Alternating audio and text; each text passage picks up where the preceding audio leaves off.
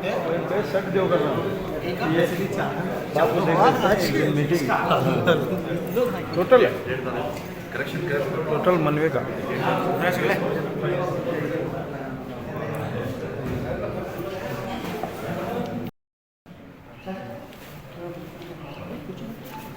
नहीं मना एक है उनको देखो भेजने को सुनना है ऑफिसर देखो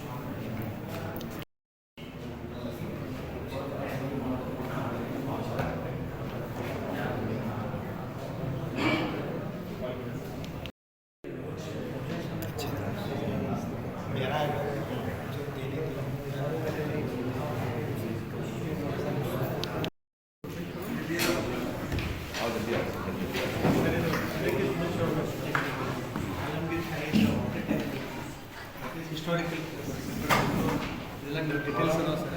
ವಿಷಯ ಹೇಳಬೇಕಂದ್ರೆ 1687-88ರಲ್ಲಿ ಔರಂಗಜೇಬ್ ಅವರು ಅದನ್ನು ಕಟ್ಟಿದ್ರು ಆ್ಯಸ್ ಎ ಅಲ್ಟರ್ನೇಟಿವ್ ಟು ನಮ್ಮದು ದಖನಿ ಇದೆ, ದೂರ ಆಗ್ತದಕ್ಕೆ ಕಟ್ಟಿದ್ರು. ಅದಕ್ಕೆ ಸಾಕಷ್ಟು ಪುರಾವೆ history books it is the important ಏನಂದ್ರೆ ಗೆಜೆಟ್ ನೋಟಿಫಿಕೇಶನ್ ಹೋಗ್ಕೊಂಡು ಅದು ನೋಂದಣಿ ಆಗಿದೆ. ಮತ್ತು ಗೆಜೆಟ್ ನೋಟಿಫಿಕೇಶನ್ ಆರ್ಕಿಯಾಲಜಿಕಲ್ ಇತ್ತು ಸರ್. ಫಸ್ಟ್ ಆಲಮ್ಗೀರ್ ಶಾಹಿ ಈದ್ಗಾ ಬಿಜಾಪುರ 5 ಸರ್ವೆ ನಂಬರ್ ನಮಗೆ ಬರ್ತವೆ sir. The whole thing is occupied by police department as it is ನಾವು. ಬಟ್ ನಾವು ಈದ್ಗಾದೊಳಗೆ ನಮಾಜ್ ಬೀಳಾಗ್ತೀವಿ, ಅದಕ್ಕೆ ಇನ್ನೂವರೆಗೆ ಯಾರ್ದು ಅಭಿಷೇಕ ಬಂದಿಲ್ಲ, ಇಲ್ಲ ಅಷ್ಟೇ ಮಾಡ್ತಾಯಿದ್ವಿ. ಅದೇ ಆರ್ಕಿಯಾಲಜಿಕಲ್ ಡಿಪಾರ್ಟ್ಮೆಂಟ್ ಇತ್ತು ಆ್ಯಂಡ್ ಅದನ್ನು maintained by chairman Idgah committee as of ನಾವು. ಈಗೇನಾಗ್ಲಕ್ಕೆ ಸರ್ ನಮ್ಮದು ಇದು ಅವ್ರಿಗೆ ಒಂದು ಸಲ ಅಲ್ಲಿ ಫೆನ್ಸಿಂಗ್ ಹಾಕ್ಲಕ್ಕೆ ಬಂದಾಗ ನಾವು ಕೋರ್ಟಿಗೆ ಹೋಗಿ ಅದು ಈಗ ಹೈಕೋರ್ಟ್ ಒಳಗೆ ಸ್ಟೇ ಇದೆ.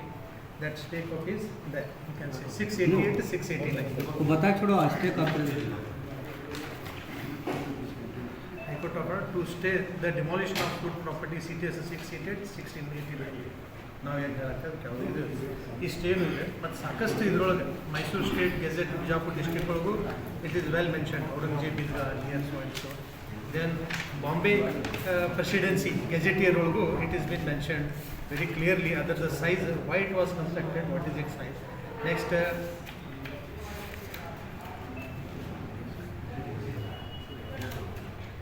ಈಶ್ವರದಾಸ್ ನಗರದ ಫುತ್ವತೇಶಂ, ನೀವು ಇದು ನೆಟ್ ಒಳಗೆ ನೋಡಿದ್ರು ಸಿಗ್ಬಿಡ್ತದೆ. ಇದು ಭಾಳ authenticated books throughout the world. He has also maintain why the Idgah was constructed, what is it size.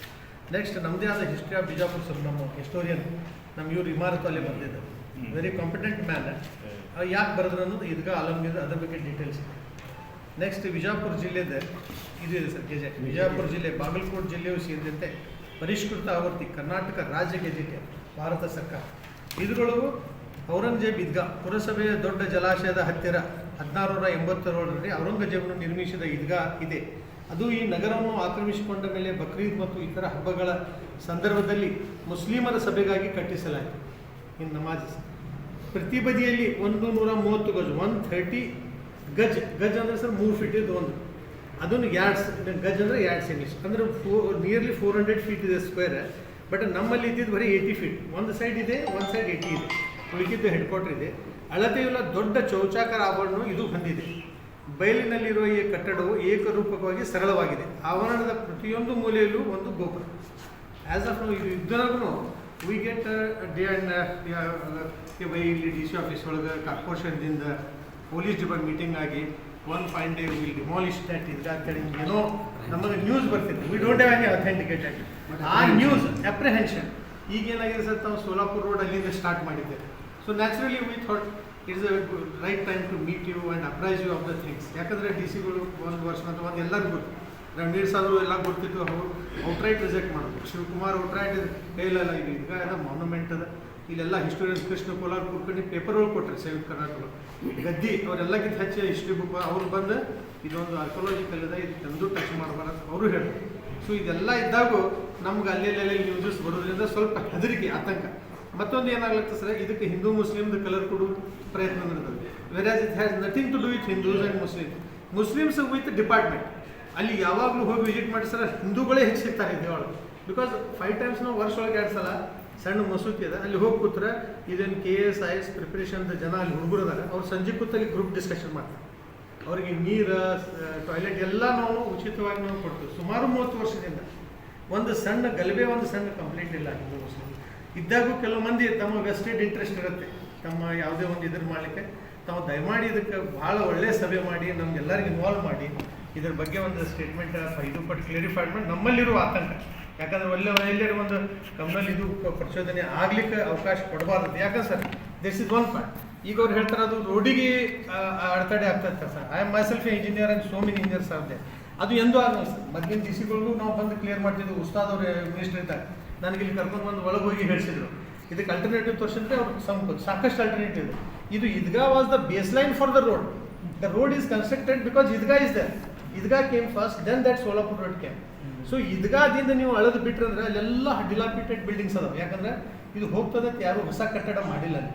ನೀವು ಅಲ್ಲಿ ವಿಸಿಟ್ ಮಾಡಿ ಅಲ್ಲಿ ಹೇಳಿದ್ರಂದ್ರೆ ಇದೇನು SP ಆಫೀಸ್ ಇದೆ ಸರ್ ಹೊಸದು, SP ಆಫೀಸ್ಗೆ ಅವ್ರು ಕಂಪೌಂಡ್ ಕೊಟ್ಕೊಂತಾರಲ್ಲ, ಅದೇ ಕಂಪೌಂಡ್ ನೀವು ಕಟ್ಟಿ ಮಾಡಿದ್ರೆ you will have a fine road. Idgahನೂ ಉಳಿಯುತ್ತೆ, ನಿಮ್ಮ ರೋಡು ಆಗುತ್ತೆ, and will also cooperate what. ನಮ್ದು ಒಂದೇ ಸರ್, ಅಲ್ಲಿ ₹1 ಇನ್ಕಮ್ ಇಲ್ಲ. ಏನೋ ಕಮರ್ಷಿಯಲ್ ಆಸ್ಪೆಕ್ಟ್ ಅದ, ಮೈನಾರಿಟಿನಲ್ಲಿ ₹1 ಇನ್ಕಮ್ ಇಲ್ಲದೆ ಅದಕ್ಕೆ ನಾವು ಇದು ಮಾಡ್ತಾ ಇದ್ದೇವೆ. ಈಗ ನೀವು ಅಲ್ಲಿ ಪೆಟಿಷನ್ ನಿಮ್ಮ ಗೌರ್ಮೆಂಟ್ ಲಾಯರ್ಸ್ ಅಲ್ಲಿ ಹೋಗಿ ನಿಮ್ಮ ಬಿಹಾಫ್ ಹೋಗಿ ಮಾಡತ್ಲೆ ಅವ್ರ ಅಪೋಸಿಟ್ ಒಳಗೆ ನಾವು ಲಾಯರ್ಸ್ ಹೈರ್ ಮಾಡ್ಲಿಕ್ಕೂ ನಮ್ಮಲ್ಲಿ ತೊಂದರೆ ಆಗ್ತದೆ. But we are fighting. ಅದನ್ನು ನೀವು ವಿಡ್ರಾ ಮಾಡಿ ನಮ್ಮ ಕಡೆಯಿಂದ ನೀವು ಅಲ್ಲಿ ಫೈಟ್ ಮಾಡಿ Idgah ಸೇಫ್ ಮಾಡಿದ್ರೆ ನಮ್ಗೆ ಬೇರೆದು ಇಲ್ಲ, ಮಿಕ್ಕಿದ್ದ ನಮಗೆ. Old monument, 150 years. It is a monument, not only Idgah. It is monument. Moreover, the survey, government joint survey with revenue and work, in 1972, it has been declared survey agenda. It is property belongs to WAF. That is hand over to it. Registered. Registered. Registered.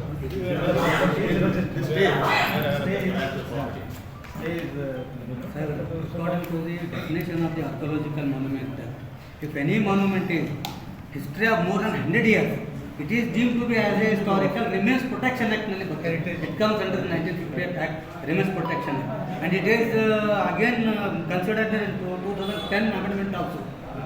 On that reason also, it is not comes for the in the name of road widening or master plan. Once it is declared as a whether it is declared or not in archaeological monument, but it is had as 100 years of the construction, then automatically the definition under section 2 of the Monument Remains Protection Act, it is deemed, sir. Whole corporate, senior corporate.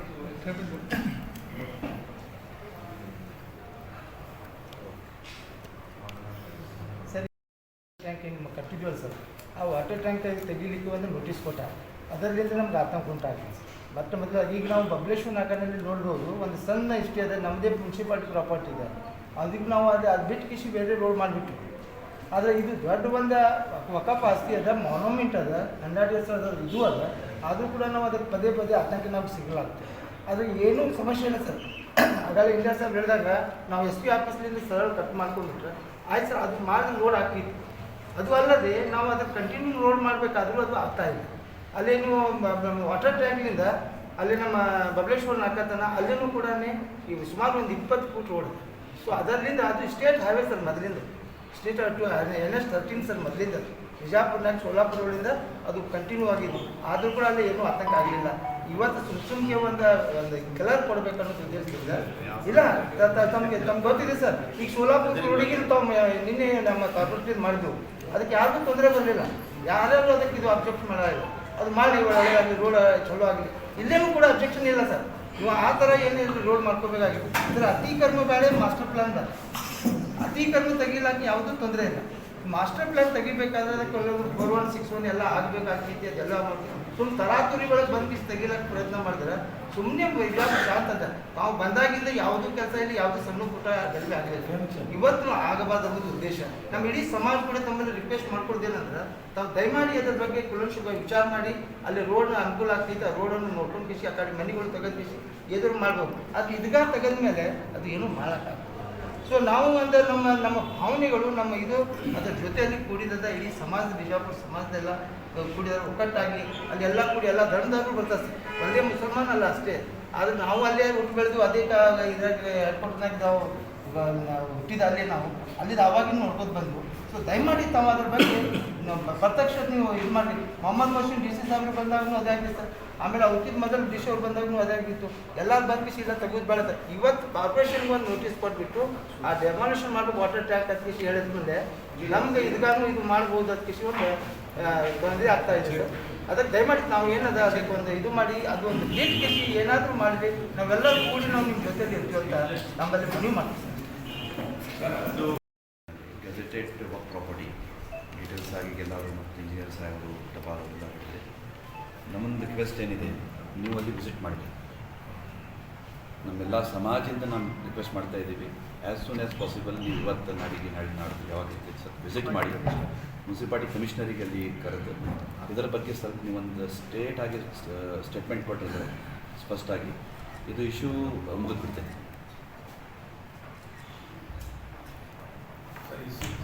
Survey private survey GMET ಕರೀತೀವಿ sir.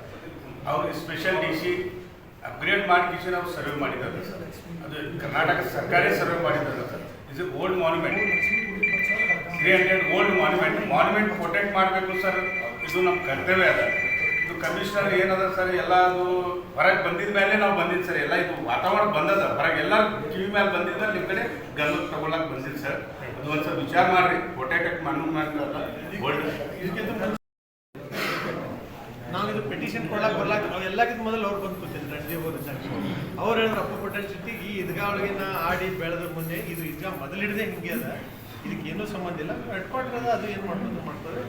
Appu ಪಟ್ಟಣ city as A BJP ಮೇಲೆ ಬಂದು ಇಲ್ಲಿ ಮಗಲ್ ಕೂತು ಅವರು Rajappa SP MLA visit ಆಗಬೇಕು ಸಾಹೇಬ್ರೆ.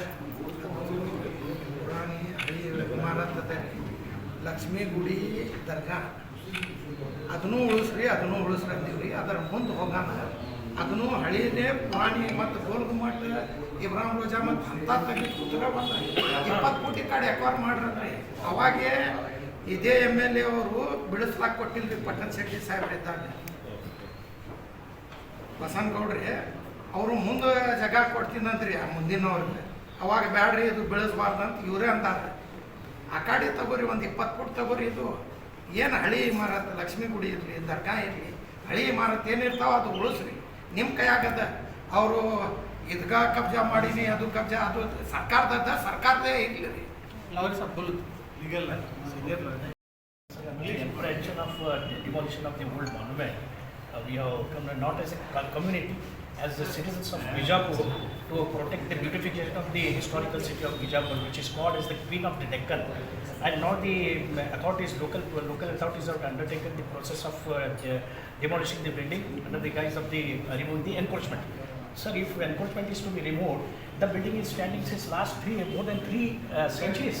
Question of encroachment doesn't arise under one thing. Another thing, if under the guise of the acquisition proceedings, these acquisition proceedings are already been lapsed in the year 2012. Earlier they acquired the property, subsequently the government did not take any step, and law says, Land Acquisition Act says, if for the continuous period of 5 years no action is taken by the government, the whole entire acquisition proceedings will be lapsed. In the year 2012, the acquisition proceedings were lapsed, and by that time, at that time itself, we approached, and when these legal aspects were brought to the notice of the authorities, the demolition process was stopped. Then we approached to the Honorable High Court, whereas on these grounds only High Court has granted this stay. These legal aspects are apart, such to protect the beautification of the district and Bijapur. since so many monuments are standing, which is the testimony of the our old history. So our request, not as the Muslims or any particular community, as the citizens of Bijapur, we request you kindly to show the building. It's not, no doubt some religious rituals are going on, namaz is being performed, functions are being held. Apart from those aspects, we want your help, and we want your humble help to protect this structure. If the encroachment is to be removed towards the western side, from as our leaders have said, from the compound of the Honorable SP's office, from that if it is removed, the building will be protected. So our only intention is to protect the old building, which is the testimony of the history of Queen of the Deccan. So our request may kindly be accepted, and as the state our president, your personal visit, we expect your personal visit and investigation in the matter. Stay has to continue. Stays continued, sir. Stays also continued. ನಾಳೆ ಸ್ವಲ್ಪ ಇಲ್ಲ actually ಒಳಗೆ ಬಂದ್ರೆ ನಾವು ಯಾರು ಇರೋದಿಲ್ಲ sir Saheb ಒಳ್ಳೆ message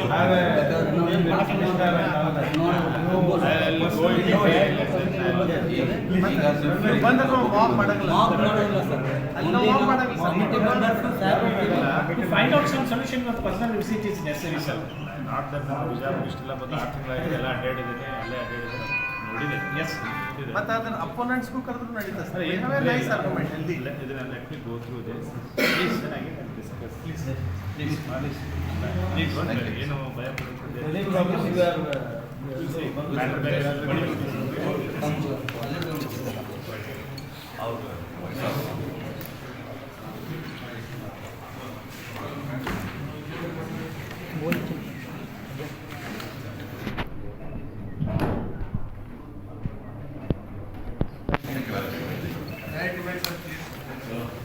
ನಾವು ಸುಮ್ಮನೆ ಮಾಫ್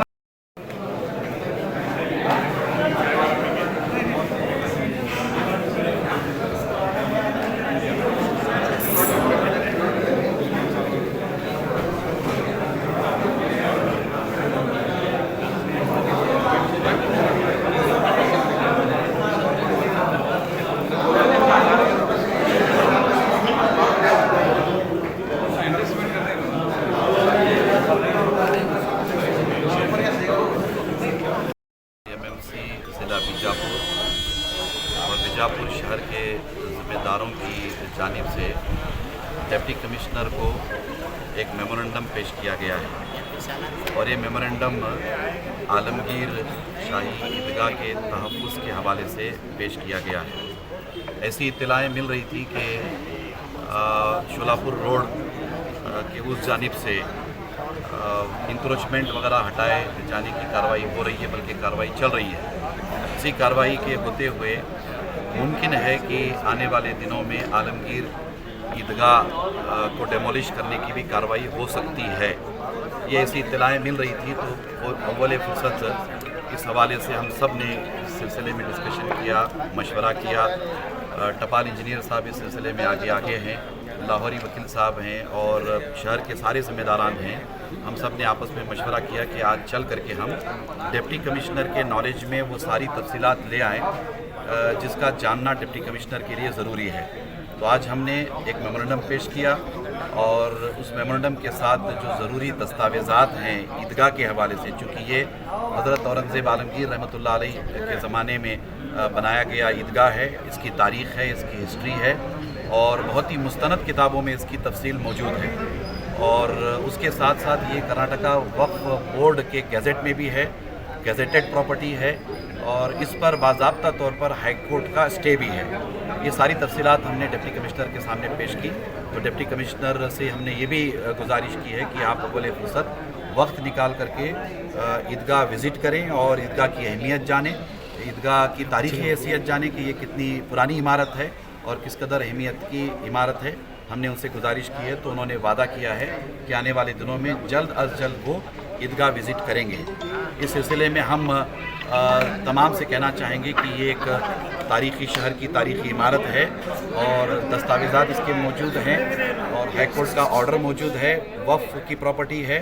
इस प्रॉपर्टी का तहफ़्फ़ुज़ बीजापुर के सिर्फ मुसलमानों की ज़िम्मेदारी नहीं है बल्कि तमाम बीजापुर के रहने बसने वालों की जिम्मेदारी है, सारे बीजापुर के शहरियान की जिम्मेदारी है कि हम ऐसी इमारतों का तहफ़्फ़ुज़ करें। हम बाबा साहेब अम्बेडकर के बनाए हुए कानून का एहतराम करते हैं, हमारे देश के संविधान का एहतराम करते हैं और हमारे देश के संविधान की रोशनी में हाई कोर्ट्स में जो भी कार्रवाई होती है हम उसका एहतराम करते हैं। हम सिर्फ इंतज़ामिया से यही कहना चाहेंगे कि हाई कोर्ट का इस पर स्टे है और स्टे के होते हुए इस तरह की कोई कार्रवाई कतई तौर पर न की जाए और इसका तहफ़्फ़ुज़ करना ये हमारी भी जिम्मेदारी है और इंतज़ामिया की भी जिम्मेदारी है।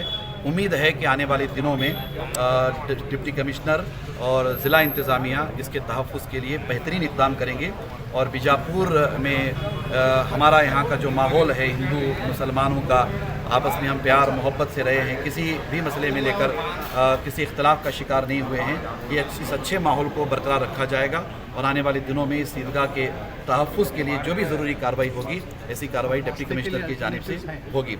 जैसा कि इंजीनियर साहब बता रहे हैं कि ईदगाह से बिल्कुल अपोजिट रास्ते पर आप अगर रास्ता बड़ा बनाना चाहते हैं, तोसी करना चाहते हैं तो वहाँ गुंजाइश है इसकी। एसपी ऑफिस का जो कंपाउंड है उस कंपाउंड से लेकर के आप पूरे कॉर्नर तक मेन रोड तक मतलब है कि आप रोड की तोसी कर सकते हैं, इसकी गुंजाइश है। हमें उम्मीद है कि इस तरह की कार्रवाई होगी और ईदगाह का तहफ़्फ़ुज़ होगा। ईदगाह का तहफ़्फ़ुज़ ये इंतज़ामिया की भी जिम्मेदारी है, हम सब की जिम्मेदारी है और हम सब मिल करके इंशाअल्लाह ताला ईदगाह का तहफ़्फ़ुज़ करेंगे। इसके लिए चाहे कितने बड़े पैमाने पर इक़दाम करना पड़े हम इक़दाम करेंगे, मगर हम ईदगाह को हर हाल में बचाएंगे इंशाअल्लाह, हर हाल में उसका तहफ़्फ़ुज़ करेंगे इंशाअल्लाह। सर वक्फ प्रॉपर्टी की आप जब बात कर रहे हैं तो हुबली के जो मोहम्मद शाह काजी दरगाह जो वो भी वक्त में थी तो उसे भी हटाया गया। देखिए वहाँ की प्रॉपर्टी के हवाले से वो प्रॉपर्टी यकीनन वफ़ की प्रॉपर्टी थी, मगर हाई कोर्ट में केस चल रहा था। 16 दिसंबर को केस डिसमिस हो गया, वफ़ के अगेंस्ट में हुआ। उसके बाद फौरी तौर पर कार्रवाई करनी चाहिए थी लेकिन वक्त नहीं मिला और पता नहीं हुकूमत ने क्या जल्दबाजी की और जो वाक़या हुआ हमें इसका बहुत अफसोस है। ये नहीं होना चाहिए था, हमें आगे जाने का मौका तक नहीं दिया गया, डिविजनल बेंच तक जाने का मौका तक नहीं दिया गया। ये एक यकीनन जुल्म अज़ीम है, बहुत बड़ा जुल्म हुआ है, हम इसकी मजम्मत करते हैं। मगर यहाँ ईदगाह का इशू बिल्कुल डिफरेंट है। ईदगाह का इशू डिफरेंट इसलिए है कि ये हाई कोर्ट में इसका स्टे है। हाई कोर्ट में जब स्टे होता है तो उसका एहतराम करना ज़िला इंतज़ामिया की भी जिम्मेदारी है और कॉरपोरेशन के कमिश्नर की भी जिम्मेदारी है, पुलिस डिपार्टमेंट की भी जिम्मेदारी है और सारे हिंदुस्तानियों की जिम्मेदारी है। इसलिए कि हम अदालत को जब तक रिस्पेक्ट नहीं करेंगे तब तक हम इस मुल्क में अच्छा माहौल नहीं बना पाएंगे। हम अदालत के रिस्पेक्ट के पाबंद हैं और मुझे उम्मीद है कि हम सब मिल करके ईदगाह के तहफ़्फ़ुज़ में इक़दाम करते रहेंगे इंशाअल्लाह। राज्य के सीएम जो है भरोसा दिलाया है कि जहाँ जो रोड वाइंडिंग में जहाँ मंदिर मस्जिद आएंगे उसे मैक्सिमम बचाने की कोशिश करेंगे, ये भरोसा दिलाया। ये भरोसा वो जाने, लेकिन हम अपनी इबादत गाहों के तहफ़्फ़ुज़ के लिए यही कहना चाहेंगे कि सबसे पहले हमें बेदार होने की ज़रूरत है, हमें जागने की ज़रूरत है। हमें जाग करके बेदार होकर के दस्तावेज़ात, ज़रूरी दस्तावेज़ात उसे दुरुस्त करने की ज़रूरत है और ये हमारा काम है और हम कानून के दायरे में रह करके हम अपने देश के संविधान के दायरे में रहते हुए जो कुछ कर सकते हैं हमें करना चाहिए।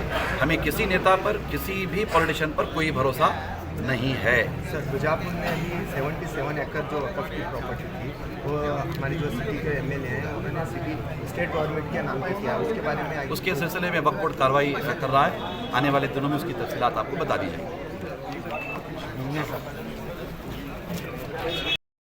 ಮುಸ್ಲಿಂ ಮುತ್ತೈದಾ ಕೌನ್ಸಿಲ್ MMC ಹಾಗೂ ಆಲಂಗೀರ್ ಶಾಹಿ ಈದ್ಗಾ ಮ್ಯಾನೇಜ್ಮೆಂಟ್ ಕಮಿಟಿ ಅಂತ ಹಾಗೂ ಬಿಜಾಪುರ ಶಹರದ ಎಲ್ಲ ನಾಗರಿಕರ ವತಿಯಿಂದ ಒಂದು ನಾವು ಅಪೀಲ್ ಮಾಡಿದ್ದು, ಅದರ ತಫ್ಸೀಲ್ ಈಗಾಗಲೇ ಗುರುಗಳು ಹಿಡಿದ್ದಾರೆ.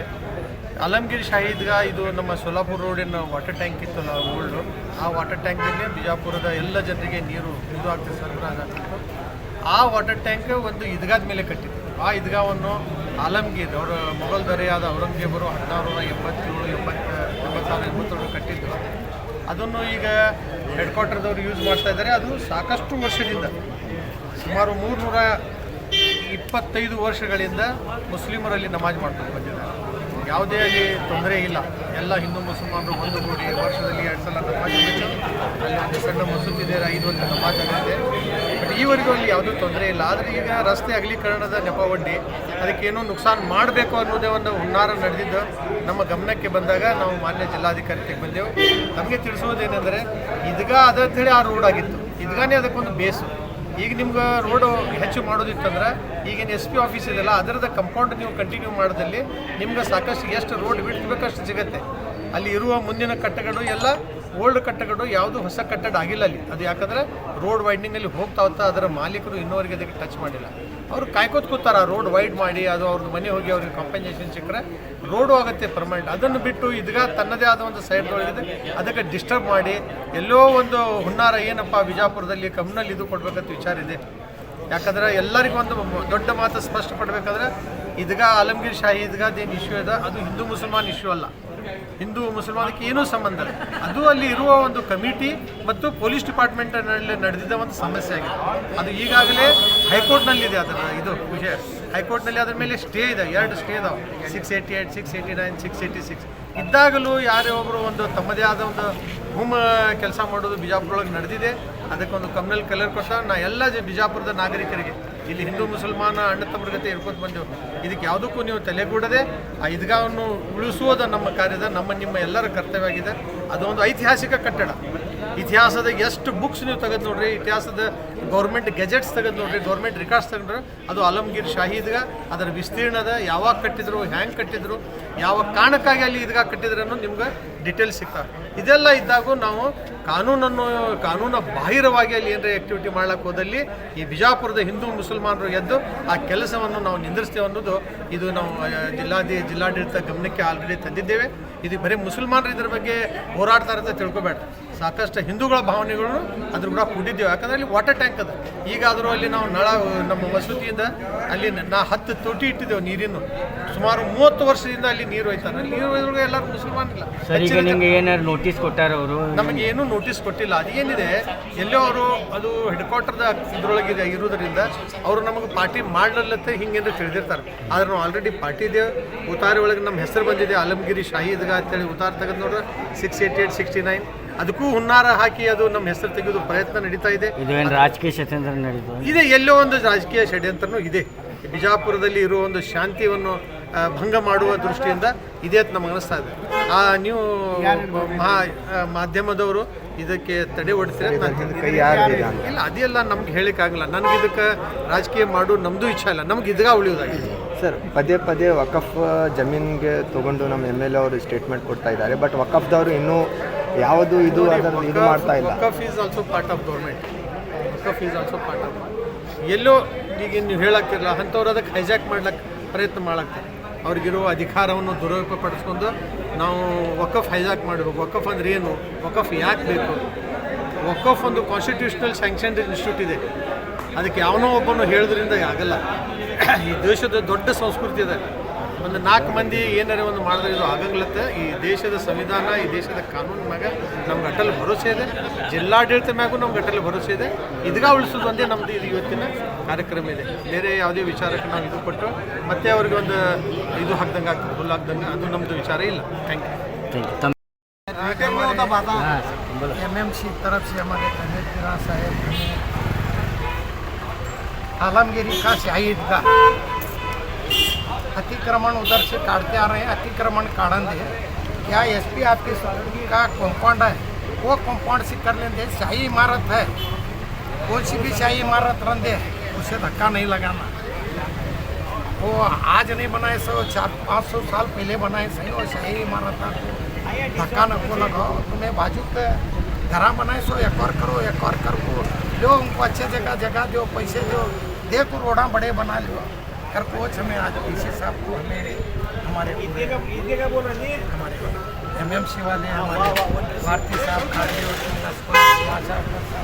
बाबू हमें पूरे मिला को आज अर्जी दी और कल प्रगति पर वाले भी देंगे सब मिला. ये शाही इमारत है, ऐसा गोल घुमट 12 कमाल, ऐसा रोड पर लक्ष्मी गुड़िया आती, सिद्धेश्वर गुड़िया आती. वो गुड़िया बचाना हमारा धर्म है, हमें बचाना. इसमें कोई सियासी चाल है कर कुछ हमें DC साहब को मनवी देने आई. मनवी दी और उसके ऊपर स्टे भी है. स्टे रहा तो भी रहता कि नहीं, ये पुरानी इमारत है, उसे धक्का नहीं लगाना कर बोले.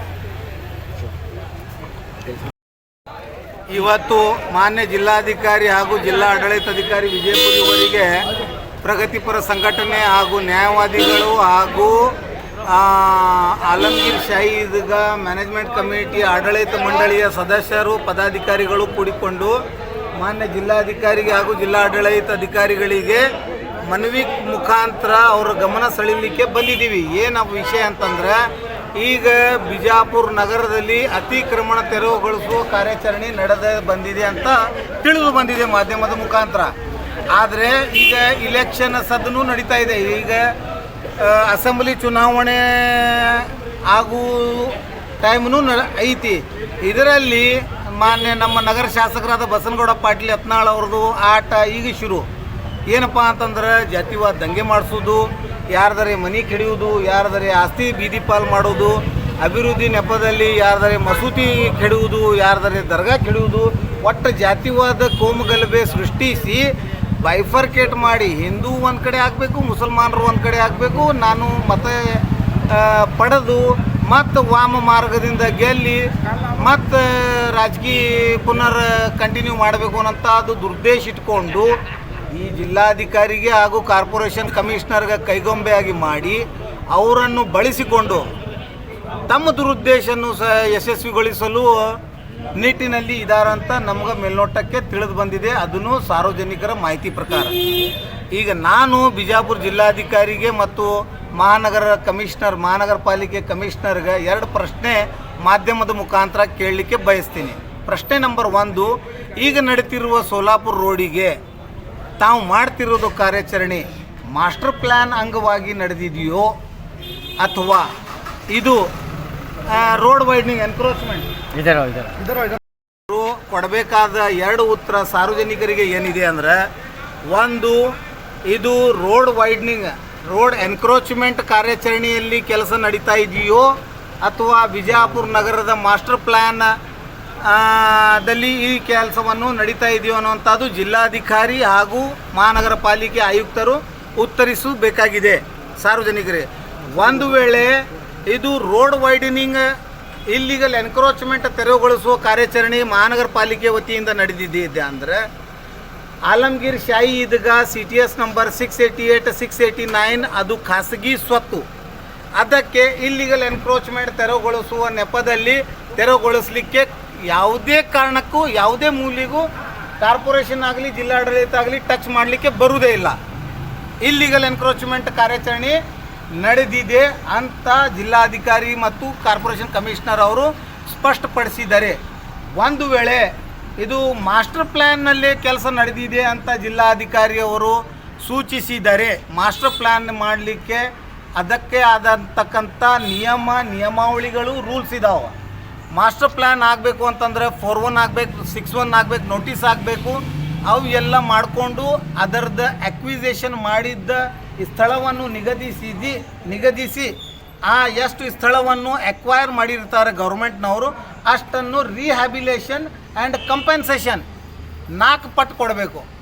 1 ಇಂಚ್ ಜಾಗ ತಗೊಂಡ್ರೆ ಸರ್ಕಾರ 4 ಇಂಚ್ ಜಾಗ ಆ ಫಲಾನುಭೂಮಿಗಳಿಗೆ ಕೊಡಬೇಕಂತ ನಿಯಮ ಇದೆ.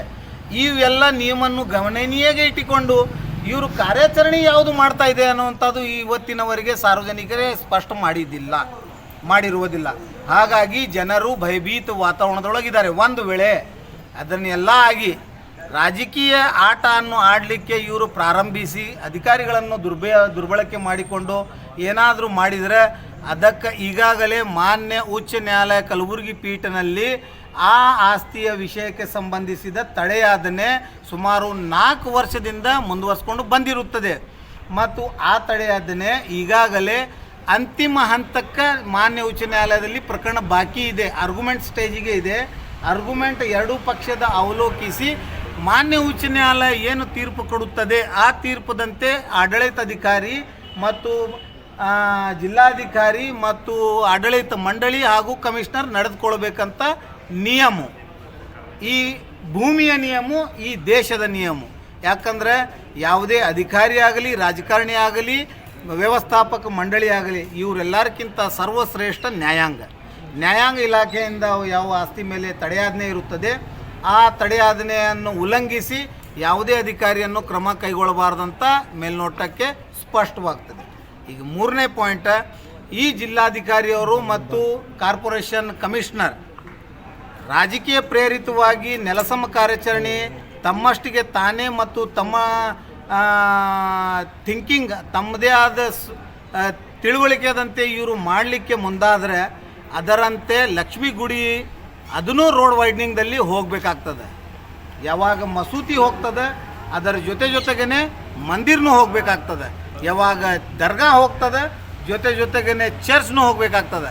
ಸರ್ವಧರ್ಮದ ಯಾವುದೇ ಆಸ್ತಿ ರೋಡ್ ಮೇಲೆ ಬಂದಿದ್ದರೆ ಅದನ್ನು ಹಿಂದೂ ಧರ್ಮದ ಇರಲಿ, ಮುಸಲ್ಮಾನ್ ಧರ್ಮದಿರಲಿ, ಕ್ರೈಸ್ತ ಧರ್ಮದಿರಲಿ, ಈಸಾಯಿ ಧರ್ಮದಿರಲಿ, ಯಾವುದೇ ಧರ್ಮದ ಇರಲಿ ಧರ್ಮಾತೀತವಾಗಿ ನಿಷ್ಪಕ್ಷವಾಗಿ ಅಧಿಕಾರಿಗಳು ಕೆಲಸ ಮಾಡಬೇಕಂತ ನಮ್ಮ ಅವರಿಗೆ ಆಗ್ರಹ ಇದೆ. ಒಂದು ವೇಳೆ ಕೇವಲ ಮಸೂತಿಗೆ ಮಾತ್ರ ಕಾನೂನು ಅನ್ವಯಿಸುತ್ತದೆ ಅಂತ ಹೇಳಿ ಅವರು ತಪ್ಪು ಕಲ್ಪನೆ ಒಳಗಿದ್ದರೆ ಇದಕ್ಕೆ ತಕ್ಕಂಥ ಉಗ್ರ ಹೋರಾಟ ಮೂಲಕ ನಾವು ಅವರಿಗೆ ಉತ್ತರಿಸಲಿಕ್ಕೆ ರೆಡಿ ಇದ್ದೀವಿ.